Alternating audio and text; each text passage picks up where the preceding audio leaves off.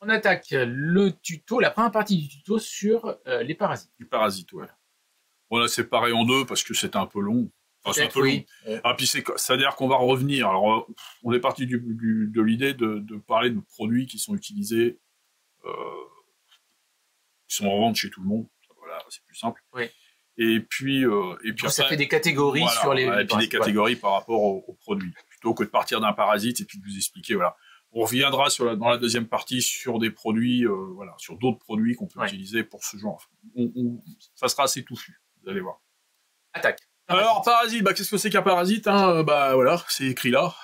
C'est un organisme vivant animal, mais ça peut être aussi un champignon, qui vit aux dépens d'un autre organisme. Voilà, contrairement à une bactérie. Parce qu'on fera aussi un tuto sur les bactéries, mais là, voilà. Mais là, l'organisme, voilà, c'est le parasite, pardon, c'est vraiment la définition de la bestiole. Avant de démarrer, on a voulu faire une parenthèse. Ouais, parce que là, sur une zone là, franchement, cruciale. Faites gaffe à ça, quoi. Les gens me disent toujours, ah oui, j'ai des parasites, ça se frotte. Oui, d'accord, ok. Avez-vous regardé les ouïes? Oh non. Mais regardez les ouïes, que ça soit des gyros, des dactylos, de ce que vous voulez, parce que bon, souvent on dit. T'as mis en photo là trois types de branchies. Alors des branchies là sains. Alors à gauche. Ouais. Ok, ça c'est bon. Ça c'est bon, oui. Ok. Ils sont un peu effilochés, mais là ça n'a rien à voir. Voilà, c'est bon. Ça, alors celui-là il est mort, à mon avis. Ça c'est pas bon. Ça c'est pas bon. Hein. Ok. Là je peux vous dire. Trop tard. Là c'est pas la peine d'appeler. Je suis pas magicien, donc là, c'est fait. Là c'est faire un trou. Hein. Je vois pas autre chose. C'est très compliqué là. Et là, vous voyez, vous voyez les ici là, je le montre ici. Voilà. Ça là, cette zone-là. Il a fait de marche. Voilà, vous voyez. Alors ça là, ça commence à être dégradé.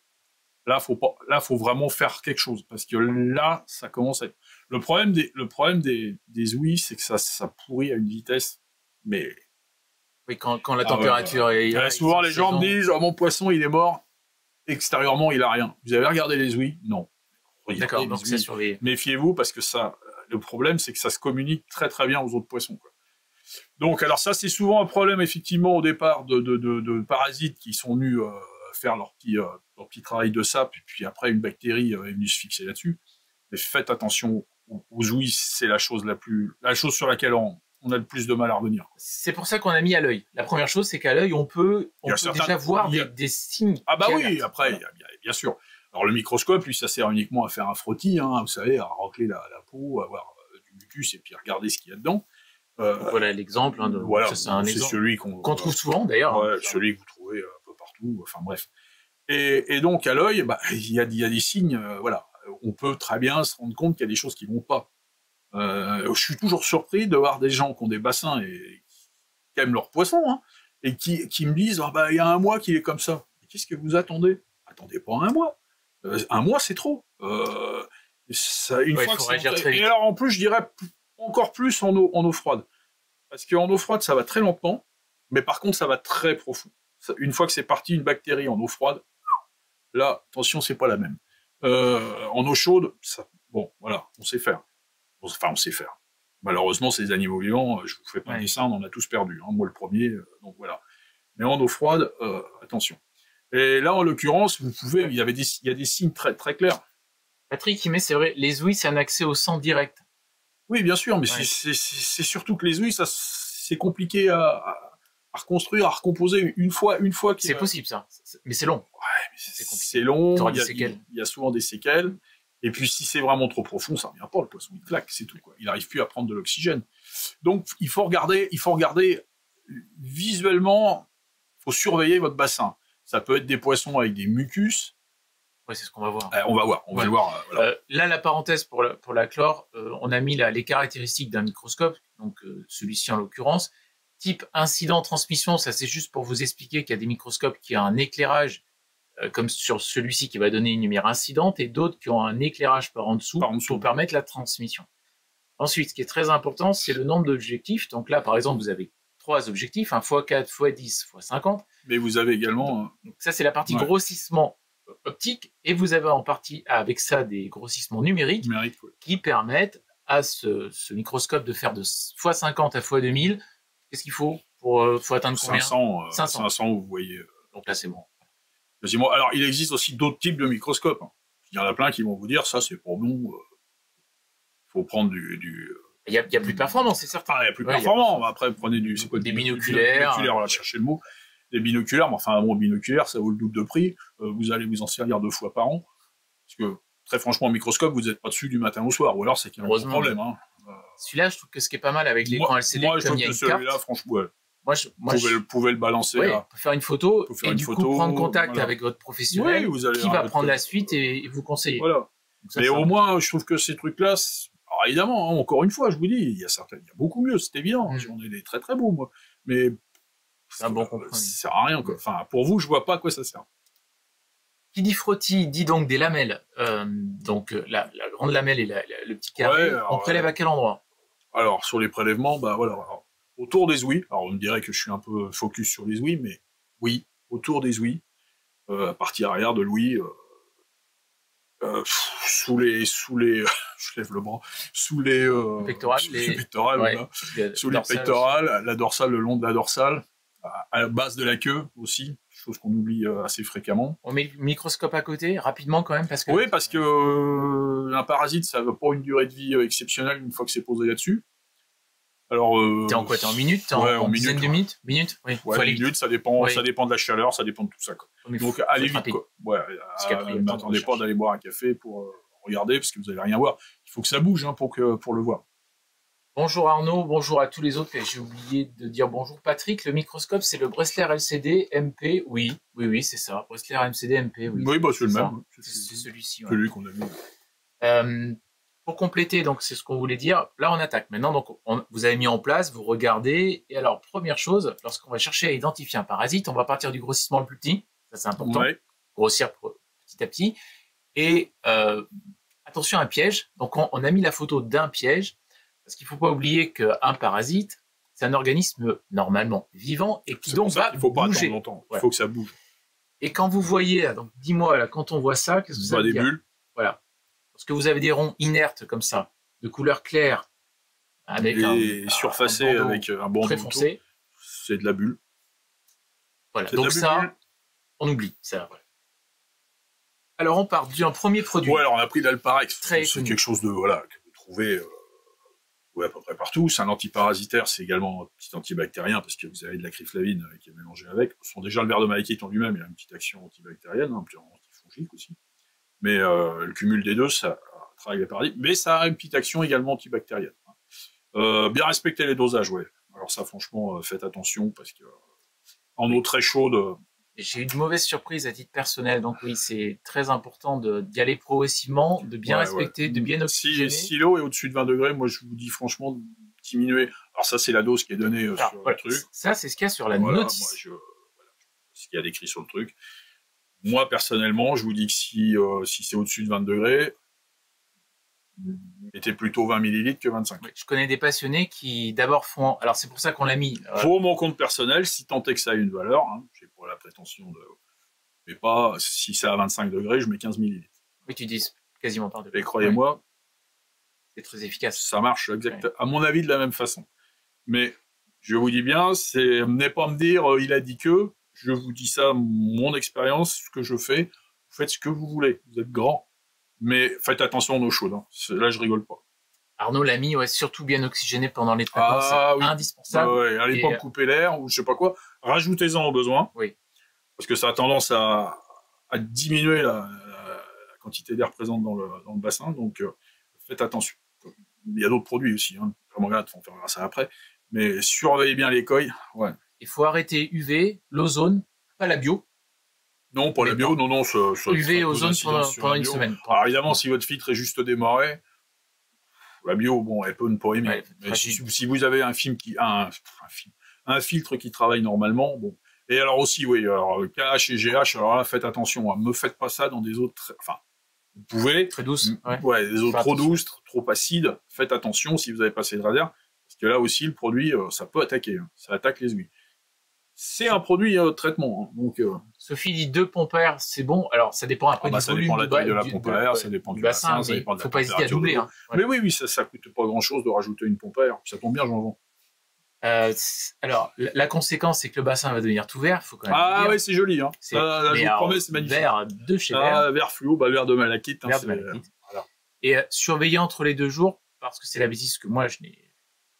Enfin, c'est une bêtise que j'ai faite. J'ai pas surveillé. J'aurais dû arrêter le 2e jour quand j'avais les coils qui pipaient par manque d'oxygène. Et à ce moment-là, si vous voyez ça, il faut absolument arrêter. Faites attention, vraiment. Faire progressivement. Faites attention. Ça, c'est le point. Mais c'est valable pour d'autres produits. Oui. C'est pas que l'Alparex, attention. Hein. C'est pas en me prenant du doigt, j'en vends. Donc voilà, moi j'utilise. Mais c'est tous ces produits à base de verre de malachite et d'acryflavine. Faites attention. C'est un produit de traitement. Donc voilà. Par contre, gros point fort, il est capable de traiter. Ah oui, par contre, ça marche très bien. Très bien, certains parasites. Des Costia.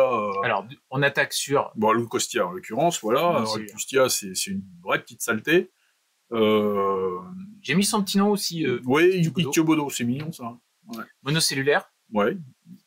Et ça s'attaque, alors effectivement, sur les coils affaiblis, pas que effectivement. Ça peut simplement être aussi des changements de temps, changements de température.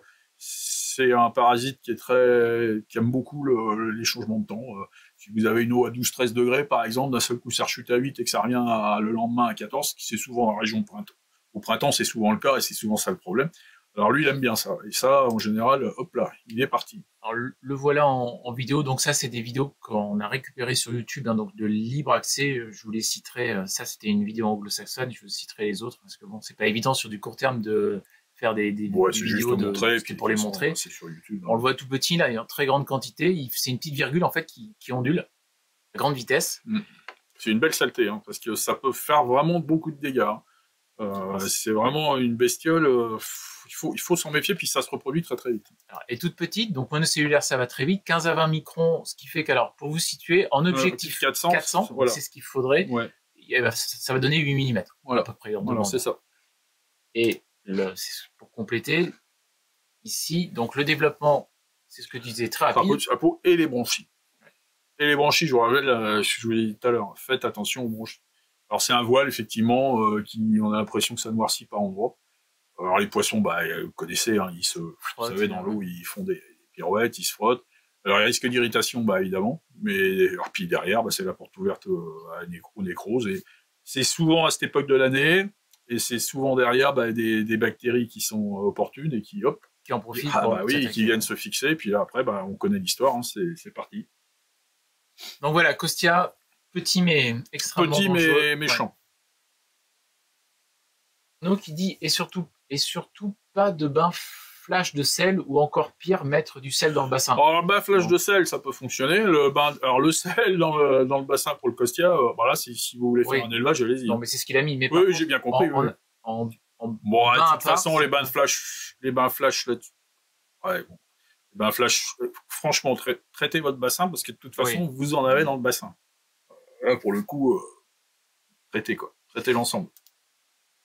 Un cousin, tout petit, Trichodine, un peu plus gros. Donc le voici. Forme d'assiette avec des cils. Pareil, donc vous pouvez le voir en x100, 5 mm. C'est partie des ciliers, parce qu'il y a des cils. Ils tournent, alors ça c'est pareil, ça a le forme un peu d'une...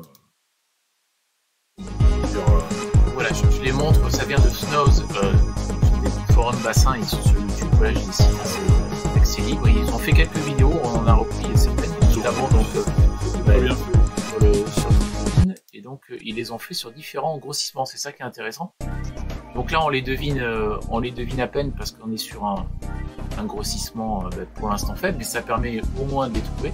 On voit déjà que le mouvement est très différent du Costia. On a l'impression qu'il est souple. Voilà. Ça c'est une x40. Et on va passer à un grossissement supérieur, et là on les voit déjà mieux. Comme une soupe. C'est souvent d'ailleurs comme ça qu'on caractérise. Et alors ça c'est pareil, ça c'est une petite cochonnerie. Ça va quasiment aussi vite en développement que peut-être un peu moins. C'est peut-être un peu moins comment dire. Moi le Costia, ce qui me gêne, c'est vraiment qu'il a tendance à se mettre dans les ismies quand il y en a beaucoup. C'est là où il faut faire attention.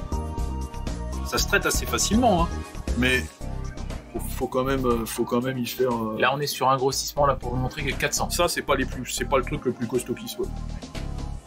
Voilà en 400, c'est vrai que c'est vraiment une soupe. Ah ouais. Le C'est voilà. joli d'ailleurs comme petite bête. Oui. Bah, Donc 100 ou 400 si vous voulez le voir, et ça va se traduire par au niveau du COI. ah bah toujours pareil, Ouais, un les excès de mêmes mucus, choses hein, qu'on parce a. que c'est une réaction comment dire, naturelle. Le poisson épaissit son mucus pour se protéger, hein, voilà, c'est tout. Donc vous avez l'impression qu'il y a une espèce de voile dessus. Ça s'attaque également aux bronchies, oui, bien sûr. Mais je vous dis, toutes ces bestioles-là, tant que ça reste sur le corps et qu'on arrive à les traiter vite, ça va. Ça va. Le C'est problème, la c'est zone dès que sensible. vous êtes dans les bronchies. Okay. Là, le problème. Ensuite. Alors voilà, bah, c'est pareil, hein, Kilodella. Comment tu dis Kilodella. Là, je vais le dire, à chaque fois je me plante. Un peu plus gros. Le voilà, ici. Et on l'a également. Là, pareil, c'est exactement ce que je vous ai dit tout à l'heure. C'est pas des choses qui sont impossibles à venir à vous, hein, si on les traite dès le départ. Voilà. Mais c'est le danger, c'est ça. Et souvent, quand vous avez, je me répète, mais quand vous avez la fameuse phrase « Ah, mais le poisson n'a rien sur le corps », regardez les ouïes, vous allez voir. Le voilà en x100 et le voilà ici. Joli aussi, hein. Jolie petite bête. Alors ça fourmille par contre, ça vous pouvez en avoir des wagons. Après, donc toujours géré par l'Alparex. Saprolegna, alors ça c'est plus ça ressemble à un champignon. Alors techniquement, effectivement, c'en est pas vraiment un. Mais bon, vous savez, c'est cette espèce de mousse immonde qui commence à pousser sur les poissons qui ont pris des coups, justement, qui ont eu des parasites avant. Et alors ça, la Saprolegna, c'est un peu compliqué parce que c'est souvent dans des eaux aussi qui sont riches en matière organique. Si vous avez des bassins plantés ou trop plantés. Oui, pardon. Non, termine. Non, c'est tout, voilà. Marco, question, comment différencier un excès de mucus de la variole? C'est vrai que c'est une bonne question. Oh, bah la variole, ça fait une surépaisseur. Oui, et puis c'est plus localisé, peut-être, c'est une boursouflure. C'est plus localisé. L'autre poisson ne va pas normalement mourir de la variole, à moins qu'il en ait à un point tel que bon, c'est rare, quand même. C'est très très rare, heureusement. La variole, c'est surtout disgracieux, quoi. Et puis ça s'en va. Ça fait comme une tache de cire. Vous savez, quand vous faites une bougie, et vous posez, vous avez l'impression vous avez une surépaisseur blanche. Et ben là, c'est voilà. Alors voilà un exemple. La fameuse Saprolegna. Plaque blanche. Plaque blanche, voilà, on dirait une touffe de coton, quoi. Mais pelucheuse, voilà, c'est ça. J'ai rarement vu dans le bassin ça. On le voit des fois sur les truites dans des eaux. Ah bah dans des poissons qui voient les truites, oui, parce que les truites elles sont stockées. Je connais un peu, donc elles sont stockées trop nombreuses. Et puis vous avez un peu de matière organique dans l'eau et boum derrière ça part. Francis, bonne question. Un traitement préventif au permanganate en début de printemps est-il bon en préventif? Et alors Martin lui il chope la réponse non, point d'exclamation. On va en parler du permanganate. Je ne serais pas aussi définitif, mon cher Martin. En préventif? Le problème, c'est qu'est-ce qu'on entend par préventif? C'est ça, c'est chaque fois quand je me dis ah non, préventif ça marche pas. Ah bon? Pourquoi vous ne nettoyez pas votre maison de temps en temps par terre? C'est nettoyer le milieu. Ça ne veut pas dire que vous n'allez pas derrière avoir des parasites, parce qu'attention, les parasites, c'est souvent amené par des petits oiseaux, c'est souvent amené par des tiers. C'est souvent, par exemple, les gens qui ont des bassins plantés et qui amènent une plante, par exemple, les points blancs, ça peut très bien être trimballé dans des plantes. Alors, traiter au permanganate avant qu'il y ait vraiment un problème, juste pour nettoyer le milieu, pour oxyder l'ensemble, moi je trouve pas ça idiot. Peut-être pas les mêmes doses du coup que si tu es en curatif. 2 grammes par mètre cube, de toute façon le permanganate. Mais je parlerai d'un autre produit qui ressemble à du permanganate de potassium. On pourra peut-être pas tout de suite, on en parlera la prochaine fois, peut-être, je sais pas. Après Martin, c'est peut-être. Non mais Martin, t'as pas tort, dans le sens où c'est pas ce qui est fait avant qui va traiter le parasite, ça on est d'accord.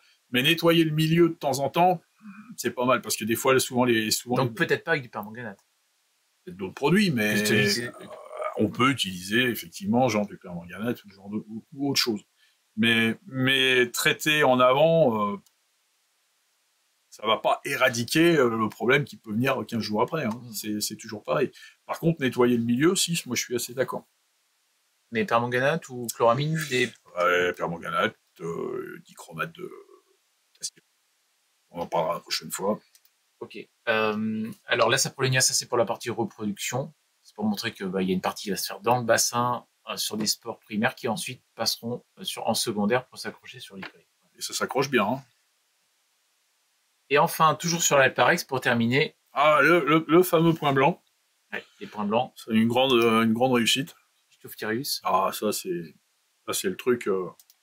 Alors ça c'est coquin parce que en fin de compte c'est quelque chose qui. Là vous voyez que la partie quand vous voyez ça sur le poisson, la partie point blanc, faut vous dire qu'il y en a déjà plein de bassins. Hein.